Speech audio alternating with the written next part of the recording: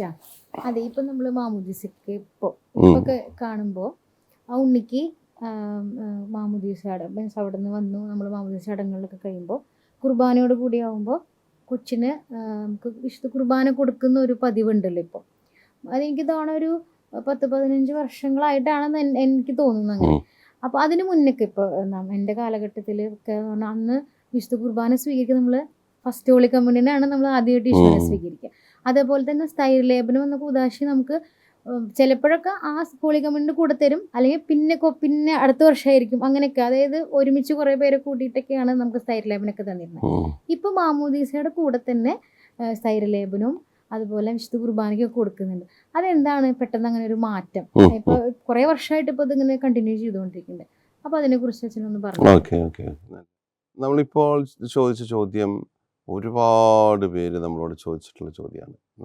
ഈ എന്തുകൊണ്ടാണ് കണ്ട കാലം ഇങ്ങനെ ഇല്ലായിരുന്നു, ഇപ്പം എന്ത് കുട്ടികൾക്കൊരു കാറ്റഗിസം പ്രത്യേകം കിട്ടുന്നൊരു കാലമായിരുന്നു, ഒരു ട്രെയിനിങ് അവർക്ക് നഷ്ടപ്പെട്ടു, എന്തെല്ലാം തരത്തിലുള്ള അഭിപ്രായ വ്യത്യാസങ്ങളും ആശയ കുഴപ്പങ്ങളൊക്കെ ഇതിനെ സംബന്ധിച്ച് വൈദികരുടെ ഇടയിലും ഉണ്ട്. ഈ ചിന്ത സിസ്റ്റേഴ്സിൻ്റെ ഇടയിലും ഉണ്ട്, അൽമാരുടെ ഇടയിലും ഉണ്ട്. അപ്പോൾ ഇതൊരു സീരിയസ് പാസ്റ്ററൽ ഇഷ്യൂ ആണ്. അജപാലപരമായിട്ട് ഒത്തിരിയേറെ കൺഫ്യൂഷൻസ് ഉണ്ടാക്കിയിട്ടുള്ള ഒരു വിഷയമാണിത്. സഭയുടെ ആരംഭം മുതലുള്ള ഒരു ചരിത്രം എടുത്തു നോക്കിയാൽ കുട്ടികൾക്ക് മാമോദീസ കൊടുത്തിരുന്നു. എപ്പോൾ? കുട്ടികളുടെ ഒപ്പം തന്നെ മാതാപിതാക്കളും വിശ്വാസം സ്വീകരിച്ചിരുന്ന സമയത്ത് ഇന്നയാളുടെ കുടുംബത്തിന് മാമോദീസ കൊടുത്തെന്ന് പറയുമ്പോൾ അതിൽ കുട്ടികളും ഉൾപ്പെട്ടിരുന്നു. കുട്ടികൾക്ക് മാമോദീസ കൊടുക്കുന്നതിന് ദൈവം തമ്പുരാൻ ഒരിക്കലും എതിരാകുമെന്നും നമുക്ക് പറയാൻ പറ്റില്ല. കാരണം കുട്ടികളെ എൻ്റെ അടുക്കിലേക്ക് അയക്കുമെന്ന് പറയുന്നുണ്ട്. പിന്നെ അതുപോലെ തന്നെ ഈശോ പറയുന്നുണ്ട്, കുട്ടികൾക്ക് അത് വെളിപ്പെടുത്തി കൊടുത്തു അല്ലേ. വലിയ ആത്മീയ രഹസ്യങ്ങൾ നീ ബുദ്ധിമാന്മാരിൽ നിന്നും വലിയ പണ്ഡിതരിൽ നിന്നൊക്കെ മറച്ചു വെച്ചിട്ട് ആർക്ക് വെളിപ്പെടുത്തി കൊടുത്തു? ശിശുക്കൾക്ക് വെളിപ്പെടുത്തി. അപ്പോൾ ശിശുക്കൾക്ക് മാമോദീസ കൊടുത്തുകൊണ്ട് എന്തെങ്കിലും പ്രശ്നമുണ്ടെന്ന് നമുക്ക് തോന്നുന്നില്ല, അല്ലെങ്കിൽ വചനത്തിൽ അങ്ങനെ ഒരു സാധ്യതയില്ല. പക്ഷേ അതേസമയം സഭയുടെ ചരിത്രത്തിലും പാരമ്പര്യത്തിലും ആദ്യ നൂറ്റാണ്ടുകളിൽ പൊതുവെ മാമോദീസ സ്വീകരിച്ചിരുന്നത് മുതിർന്നവരായിരുന്നു. അതാണ് ഒന്നാമത്തെ കാര്യം. അങ്ങനെ മാമോദീസ സ്വീകരിക്കുന്ന സമയത്ത് അവർ തീർച്ചയായിട്ടും മാമോദീസ മാത്രമല്ല പരിശുദ്ധാത്മാവിനെയും കൂടെ സ്വീകരിച്ചിരുന്നു. ജലത്താലും പരിശുദ്ധാത്മാവിനാലും മാമോദീസ സ്വീകരിച്ചിരുന്ന ഒരു സ്ഥിതിയായിരുന്നു ആദ്യ നൂറ്റാണ്ടുകളിൽ ഉണ്ടായിരുന്നത്. ഇനി ഏതെങ്കിലും ഒരു സാഹചര്യത്തിൽ അങ്ങനെ പറ്റിയില്ലെങ്കിൽ നമുക്ക് ദൈവവചനത്തിലാകെ ഒരേ ഒരു റെഫറൻസ് സ്ലീഹന്മാർ നടപടി പുസ്തകത്തിലുണ്ട്, അല്ലെങ്കിൽ മറ്റൊരു റെഫറൻസ് അതിനെക്കുറിച്ചില്ല. സ്ലീഹന്മാർ വന്ന് അവർക്ക്, അതായത് യോഹന്നാനും പത്രോസും വന്ന് അവർക്ക് പരിശുദ്ധാത്മാവിനെ കൊടുത്തു എന്ന് പറയുന്ന ഒരു റെഫറൻസ് നമുക്ക് കാണാൻ സാധിക്കും. മറ്റൊരു റെഫറൻസ് ഉള്ളത് അവർ സ്വീകരിച്ച മാമോദീസ യോഹന്നാൻ കൊടുത്തിരുന്ന മാമോദീസയായിരുന്നു, അതുകൊണ്ട് അവർക്ക് പരിശുദ്ധാത്മാവിനെ സ്വീകരിച്ചില്ല എന്ന് പറയുന്ന ഒരു ഭാഗമുണ്ട്. അങ്ങനെ രണ്ട് ഭാഗത്ത് കാണാം. അതിൽ ഒരെണ്ണം തീർച്ചയായിട്ടും ഫിലിപ്പോസ് കൊടുത്ത മാമോദീസയ്ക്ക് ശേഷം അവിടെ പത്രോസും യോഹന്നാനും വന്ന് കൈവച്ച് പ്രാർത്ഥിച്ച് പരിശുദ്ധാത്മാവിനെ നൽകുന്നതായിട്ട് നമ്മൾ കാണുന്നുണ്ട്. ഇനി ഈ പാരമ്പര്യം ഇങ്ങനെ തുടർന്ന് പോകുന്നു. ഒരു 3-ാം നൂറ്റാണ്ട് 4-ാം നൂറ്റാണ്ടോടുകൂടി സഭയ്ക്ക് സ്വാതന്ത്ര്യം കിട്ടുകയാണ്. മറ്റേത് സഭ എവിടെയായിരുന്നു? സഭ ഭൂഗർഭ സഭ അല്ലെങ്കിൽ ഒളിച്ചും പാത്തും നടന്നിരുന്നൊരു സമൂഹമായിരുന്നു കത്തോലിക്ക സഭ അല്ലെങ്കിൽ ക്രിസ്തീയ സമൂഹം.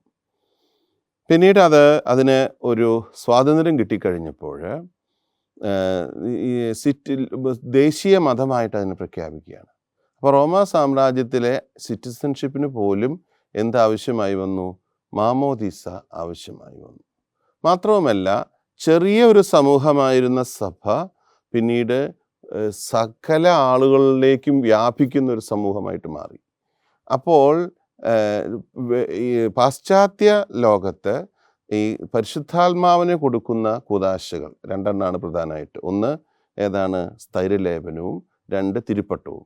ഈ 2 ശുശ്രൂഷകൾക്കും കൈവെപ്പ് പ്രാർത്ഥനയുണ്ട്. ഈ 2 ശുശ്രൂഷകളുടെ കൈവെപ്പ് പ്രാർത്ഥനയോട് കൂടിയ പരിശുദ്ധാത്മാവിന് നൽകുന്ന ആ ശുശ്രൂഷ മെത്രാൻ നൽകണം എന്നുള്ള ഒരു അണ്ടർസ്റ്റാൻഡിംഗ് ആണ് ഉണ്ടായിരുന്നത്.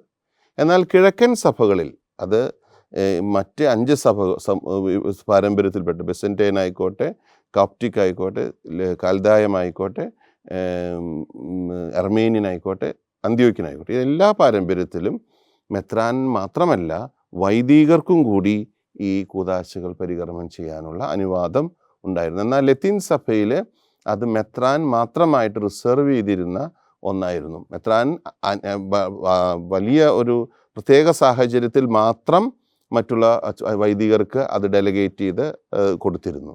അല്ലെങ്കിൽ മെത്രാൻ മാത്രമായിരുന്നു ഈ കൂദാശകൾ അതായത് സ്ഥൈര്യലേപനം എന്ന കൂദാശ പരികർമ്മം ചെയ്തിരുന്നത്.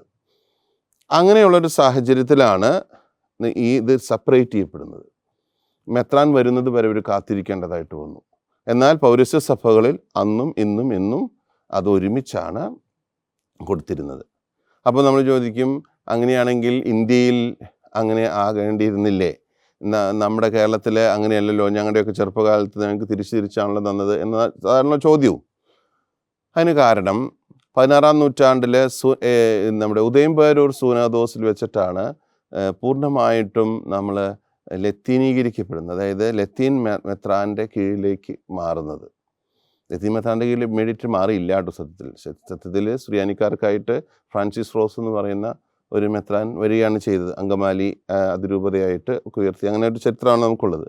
പക്ഷേ ഈ അലക്സിസ് മെനേസിസ് എന്ന് പറയുന്ന ഗോവയിലെ മെത്രാൻ നമ്മുടെ നാട് മുഴുവൻ നടന്ന് ഈ ജനങ്ങളെ അന്നത്തെ പ്രധാന എല്ലാ പള്ളികളും പുള്ളി സന്ദർശിച്ചിട്ടുണ്ട്. എന്തിനു മുൻപ്? ഉദയംപേരൂർ സൂനദോസിന് മുൻപ്. അദ്ദേഹം പറഞ്ഞു, നിങ്ങൾ ആരും പരിശുദ്ധാത്മാവിനെ സ്വീകരിച്ചിട്ടില്ല, നിങ്ങൾക്ക് ആർക്കും ഈ സ്ഥൈര്യലേപനം കിട്ടിയിട്ടില്ല, അതുകൊണ്ട് ഞാനാണത് തരേണ്ടത്, അല്ലെങ്കിൽ മെത്രാനാണത് തരേണ്ടത്, അതുകൊണ്ട് ഞാൻ തരുകയാണെന്നും പറഞ്ഞ് പള്ളികൾ മുഴുവൻ കയറി അദ്ദേഹം എന്ത് ചെയ്തു? ഈ പറഞ്ഞ കൂദാശ രണ്ടാമതും കൊടുത്തു. ശരിക്കും നമുക്കത് മുൻപ് കിട്ടിയിട്ടുണ്ട്, പക്ഷേ അദ്ദേഹം കിട്ടിയിട്ടില്ലെന്ന് പറഞ്ഞുകൊണ്ട് അവിടെ ഇത് കൊടുത്തു, ഈ കൂദാശ പരികർമ്മം ചെയ്തു. ഇത് നമുക്ക് എവിടെ നിന്നാണ് ഈ ചരിത്രം കിട്ടുന്നത്? അദ്ദേഹത്തിൻ്റെ സെക്രട്ടറി ആയിരുന്ന അന്തോണിയോ ഗൊവയ എന്ന് പറയുന്ന ഒരു അച്ഛനുണ്ടായിരുന്നു. അച്ഛൻ ഇത് മുഴുവൻ എഴുതി വെച്ചിരുന്നു. ആ പുസ്തകത്തിൻ്റെ പേരാണ് ജൊർണാദ. ആ ജൊർണാദ ജേണലിനർത്ഥമുള്ളൂ. നമ്മൾ അതാത് ദിവസം എഴുതി വയ്ക്കുന്ന സെക്രട്ടറി എഴുതി ചെയ്യേണ്ട ജോലിയുണ്ടല്ലോ, അത് അത്ര ചെയ്തിട്ടുള്ളൂ. പക്ഷെ അത് വലിയൊരു പുസ്തകം, അത് വലിയൊരു പുസ്തകമാണ്, നമുക്ക് അവൈലബിൾ ആയിട്ടുള്ളൊരു പുസ്തകമാണ്. ഇംഗ്ലീഷ് തർജ്ജമയുണ്ട് അതിൻ്റെ. അപ്പോൾ അതിലിതെല്ലാം എഴുതി വെച്ചു, ഇന്ന പള്ളിയിൽ പോയി ഇന്നത് ചെയ്തു, ഇന്ന കൂദാശ പരികർമ്മം ചെയ്തു എന്നൊക്കെ പറഞ്ഞു. അപ്പോൾ അദ്ദേഹം അക്യൂസ് ചെയ്തുകൊണ്ടിരുന്നു, അല്ലെങ്കിൽ നമ്മളെ കുറ്റപ്പെടുത്തിക്കൊണ്ടിരുന്നു, നിങ്ങൾക്ക് ഈ കൂദാശയില്ല. പിന്നീട് ഈ ഉദയംപേരൂർ സൂനദോസ് തെറ്റുകൾ തിരുത്തുക എന്നുള്ള ആ ഒരു രീതിയിൽ എന്ത് ചെയ്തു? ലത്തീൻ സഭയിലെ ആ രീതി, അതായത് ആദ്യം മാമോദിസ കൊടുക്കുന്നു, അതിനുശേഷം മെത്രാൻ വന്ന് ഈ എന്താണെന്ന് പറയുന്നത് സ്ഥൈര്യലേപനം എന്ന കൂദാശ കൊടുക്കുന്നു, അതിനുശേഷം കുർബാന കൊടുക്കുന്നു. അങ്ങനെയുള്ള ആ രീതിയിലുള്ള ലത്തീൻ രീതിയിലുള്ള സംവിധാനം നമ്മുടെ കേരളത്തിൽ 16-ാം നൂറ്റാണ്ടിൽ നടപ്പിലാക്കി. അപ്പോൾ അദ്ദേഹം ഇങ്ങനെ ഈ ഉദയംപേരൂർ സൂനദോസോടു കൂടി 16-ാം നൂറ്റാണ്ടോട് ഈ ഒരു സംവിധാനം സിറോ മലബാർ സഭ അല്ലെങ്കിൽ തോമസ് ക്രിസ്ത്യൻസിൻ്റെ ഇടയിലേക്ക് വന്നു. അതുകൊണ്ട് തീർന്നില്ല കാര്യം. വത്തിക്കാൻ സൂനദോസ് നേരെ മറിച്ചാണ് ഇതിനെ കണ്ടത്. വത്തിക്കാൻ സൂനദോസ് പറഞ്ഞു, പൗരസ്ത്യ സഭകളിൽ നിങ്ങൾക്ക് എന്തെങ്കിലും നിങ്ങളുടെ പാരമ്പര്യങ്ങൾ നഷ്ടപ്പെട്ടിട്ടുണ്ടെങ്കിൽ അത് മുഴുവൻ നിങ്ങൾ തിരിച്ചു പിടിക്കണം. ഓറിയന്താൽ എക്ലേസിയ എന്ന് പറയുന്ന രേഖയിലൂടെ പറഞ്ഞത്, നിങ്ങൾ പൗരസ്ത്യ സഭകൾക്ക് പല കാര്യങ്ങളും ലത്തീനീകരണത്തിലൂടെ നഷ്ടപ്പെട്ടിട്ടുണ്ട്, ആ നഷ്ടപ്പെട്ടതെല്ലാം നിങ്ങൾ തിരിച്ചു കൊണ്ടുവരണം. അപ്പോൾ അതിൻ്റെ ഭാഗമായിട്ട് അതിൻ്റെ ഏറ്റവും വലിയ ഒരു ഇംപ്ലിമെൻറ്റേഷൻ അത് നടപ്പിലാക്കിയത് CCO എന്ന് പറയും, പൗരസ്ത്യ സഭകളുടെ കാനോൻ നിയമം എന്ന് പറയുന്ന ഒരു ഇതുണ്ട്, നിയമസംഹിതയുണ്ട്. അത് ഭാഗ്യസ്മരണാർഹനായ എറണാകുളത്തെ പഴയ മെത്രാപ്പൊലീത്തയായ മാർ ജോസഫ് പാറേക്കാട്ടിൽ തിരുമേനിയായിരുന്നു ആ കാനോൻ സംഹിത ഉണ്ടാക്കുന്ന സമിതിയുടെ അധ്യക്ഷൻ. അതുമാത്രമല്ല, അദ്ദേഹവും നെടുങ്ങാട്ടിലച്ഛൻ, അങ്ങനെ നമ്മുടെ സഭയിൽ നിന്ന് പലരും അതിലുണ്ടായിരുന്നു. പക്ഷേ ഈ സമിതി, ഇതിൻ്റെ അധ്യക്ഷൻ തന്നെ നമ്മുടെ സഭയിലൊരു ആളായിരുന്നു.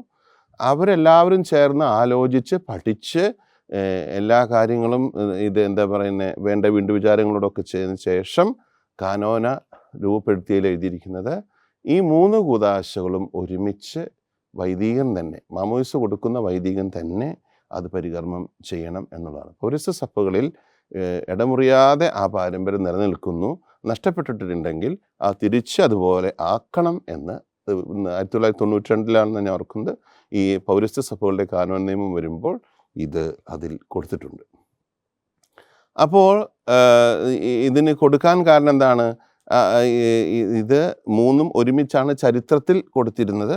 അത് ലത്തീൻ സഭയുടെ, അല്ലെങ്കിൽ ഞാൻ ലത്തീൻ സഭ എന്ന് പറയില്ല, ആ കാലഘട്ടത്തിലെ ഒരു ചിന്താഗതി വെച്ചിട്ട് അത് മാറ്റപ്പെട്ടു. പക്ഷെ വീണ്ടും അത് തിരിച്ച് വത്തിക്കാൻ സൂനോദോസിന് ശേഷം വത്തിക്കാൻ സൂനോദോസിന് നിർദ്ദേശപ്രകാരം അത് തിരിച്ച് പുനഃസ്ഥാപിക്കുകയാണ് ഉണ്ടായത്. അങ്ങനെ വന്നപ്പോൾ പലരും ചോദിച്ച പല ചോദ്യങ്ങളുണ്ട്. ഒന്നാമത്തെ ചോദ്യം, കുട്ടികൾക്ക് ഇത് കൊടുക്കുന്നതുകൊണ്ട് വല്ല ഗുണമുണ്ടോ? അപ്പോൾ മറുചോദ്യം അതിനേക്കാൾ ശക്തമാണ്, കുട്ടികൾക്ക് മാമോദിസ കൊടുക്കുന്നതുകൊണ്ട് വല്ല ഗുണമുണ്ടോ? നീ വിശ്വസിക്കുന്നു എന്ന് ചോദിക്കുമ്പോൾ ആരാ വിശ്വസിക്കുന്നു പറയുന്നത്? മാതാപിതാക്കളെ വിശ്വസിക്കുന്നു, അല്ലെങ്കിൽ തല തൊടുന്നവരെ വിശ്വസിക്കുന്നു. അപ്പോൾ അതിനേക്കാൾ വലിയ ചോദ്യം ഇല്ലല്ലോ. അപ്പോൾ ഒന്നുകിൽ മാമോദീസ ഇതിന് ശേഷം, പ്രായപൂർത്തിയായതിനു ശേഷം കൊടുക്കുക, അതൊരു പോസിബിലിറ്റിയാണ്, അടയാത്ത പോസിബിലിറ്റിയാണ്. കാരണം ഒന്നാമത്തെ അനോയിൻറ്റിങ്, ഫസ്റ്റ് അനോയിൻറ്റിങ് എന്ന് പറയുന്നത് കാറ്റക്യൂമെൻസിൻ്റെ അനോയിൻറ്റിങ് ആണ്, കാറ്റഗിസം പഠിക്കാനുള്ള അനോയിൻറ്റിങ് ആണ്. നമ്മളിപ്പോൾ ചെയ്യുന്നത് കുദാശകളുടെ ചരിത്രത്തിൽ പഠിച്ച് നമുക്ക് മനസ്സിലാക്കാൻ പറ്റും. ഫസ്റ്റ് അനോയിൻറ്റിങ്ങും സെക്കൻഡ് അനോയിൻറ്റിങ്ങും തേർഡ് അനോയിൻറ്റിങ്ങും ഒക്കെ ഒരുമിച്ചാണ് കൊടുക്കണേ. അങ്ങനെയല്ല ശരിക്ക്. ആദ്യത്തെ ദേവാലയത്തിൻ്റെ പുറത്ത് വെച്ച് കൊടുക്കുന്ന ആ റുഷ്മ ഉണ്ടല്ലോ, ആ റുഷ്മ കാറ്റഗിസം പഠിക്കാൻ പോകുന്ന ആൾക്കുള്ള ഇതാണ്, റുഷ്മയാണത്.